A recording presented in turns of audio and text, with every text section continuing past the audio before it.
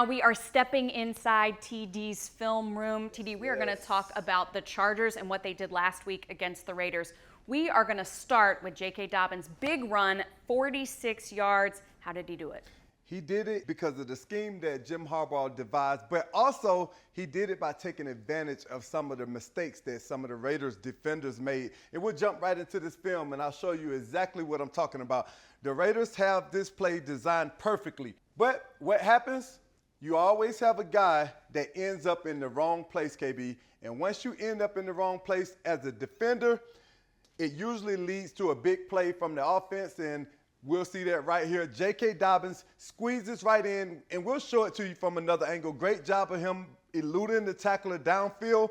But what happens on this play, this defender from the Raiders does not fit where he's supposed to be. Anytime as an offense you turn on the film and you see three guys getting blocked by one man, that's never a good thing for you defensively.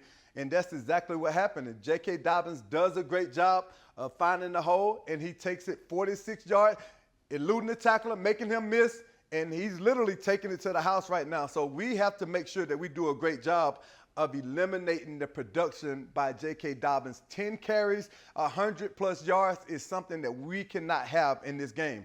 Next, this is one of my favorite college receivers, Ladin Moore.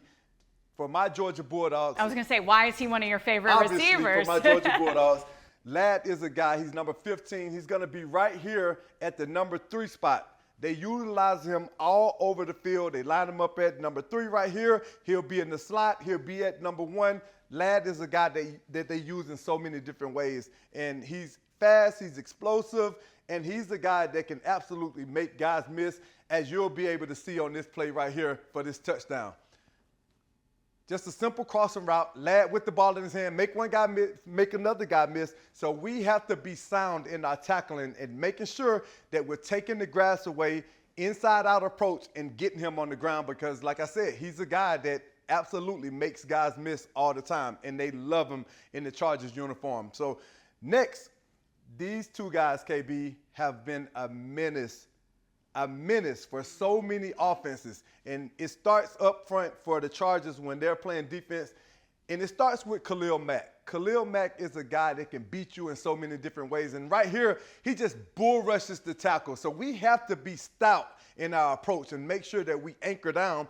But when you anchor down, he's also a guy that can beat you with speed. But you got to first and foremost make sure that you don't allow him to bull rush you back into this quarterback. Khalil Mack is a guy that has been doing this for a very long time, and if you allow him to, he can make your day extremely tough. But he's not one of those guys that you can just, hey, we're going to slide the protection to Khalil Mack because we know he's over there. You know why? Because they got Joey Bosa on the other side. And this is what Joey Bosa has been doing since his days at Ohio State. He's been getting quarterbacks on the ground.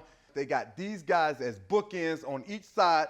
And we got to make sure that the offensive line is set and ready to go. They have to know where these guys are at all time. We have to make sure that this offense is locked in on Joey Bosa and Khalil Mack at all times. We have to make sure that the defense always knows where Ladin Moore is. And we got to be sound in our running the game to make sure that we don't give J.K. Dobbins or Gus Edwards any kind of lanes because they will exploit the defense. All right, that is the game plan for a win on Sunday. TD, thank you. No problem.